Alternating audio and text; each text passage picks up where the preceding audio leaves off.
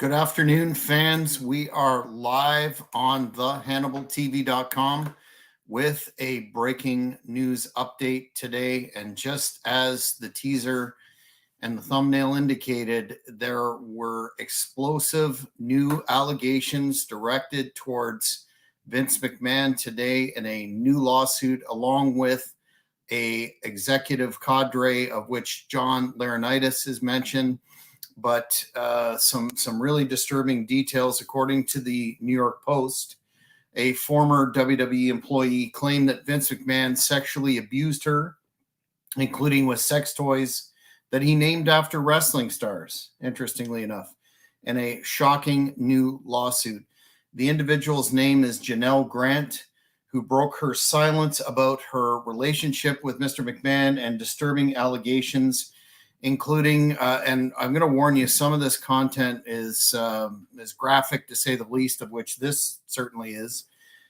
He allegedly defecated on her head during a threesome in May 2020 and sex trafficked her with other executives, according to this complaint filed in Connecticut federal court today.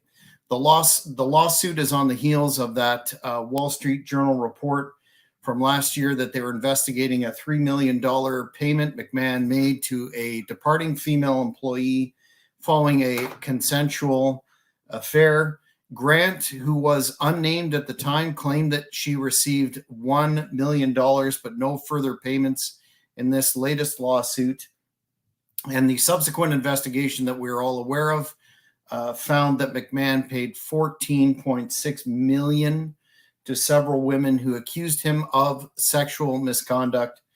And to go through some of the details of the suit, of which you can find online the full document, McMahon is alleged to have shared nude photos and explicit videos of Grant without her consent to other employees, and disturbingly, allegedly, once locked her in his private locker room in WWE headquarters in Stamford, Connecticut, and forced himself on her on a massage table, and then further was directed by McMahon to have sexual relations with other executives in the WWE, of which John Laurinaitis is named specifically as a defendant, and he was allegedly recruited to have sex with Miss Grant. It basically goes on into some lurid details, demeaning statements made, et cetera, et cetera. Interestingly, though, the suit also talks about McMahon requesting that Grant create sexualized content to share with Brock Lesnar, a former UFC star who WWE was trying to re-sign at the time. It goes on and on. It's very, very lurid. If you want further details, that's all available online. To his side of the story, though, McMahon claimed or stated, quote, "Throughout this experience, I have always denied any intentional wrongdoing and continue to do so. And he's confident that the government's investigation will be resolved without any findings of guilt." Yeah, this is definitely a major new development, considering the fact that Endeavor completed the merger with WWE, and Vince has a role in the company still days before the Royal Rumble. Not good publicity at all whatsoever, but we'll see how this pans out. And of course, at this stage, all of the aforementioned content are just allegations, but it appears to be a theme in terms of misconduct allegations with Mr. McMahon and Johnny Ace. Joshua states, this might explain why Brock isn't facing Gunther anymore at Mania. Good point. And why Gunther is fighting Seth now, because Brock won't be at the Rumble returning anymore because he's named. Who knows about that? But it's certainly not a good look, again, for anyone named, and quite disturbing.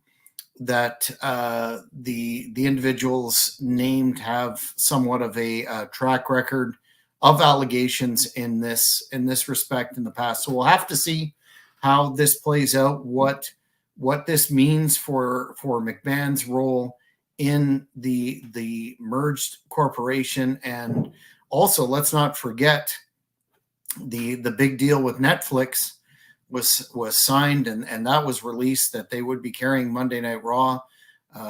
It's a lot of potential implications at this time, and very, very disturbing. Byzantos one is saying, do you think there's a starlet from WWF WE that McMahon hasn't sampled? Well, again, as to my earlier point, it appears to be a pattern of behavior dating back decades, at least a pattern of allegations of such behavior. So we'll have to see how it plays out in the courts, and whether a deal is made, signed, an NDA, etc. I did see someone on X tweeting that they hope that the same level of attention be paid to this matter than Chris Jericho received, and those recent allegations that were coming his way. So we'll have to see. All in all, a very disturbing and upsetting piece of news for the new merge company, but also in general the victim, the alleged victim.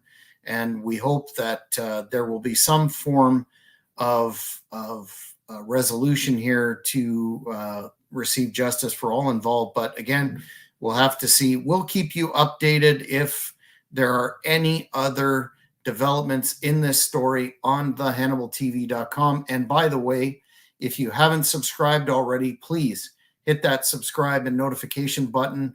We will be popping on when required for breaking news as it happens, and making some major interview announcements in the days and weeks to come. But until then, everybody, have a great afternoon. Thank you for watching the Hannibal TV. Please like this video if you enjoyed it, and click the subscribe button to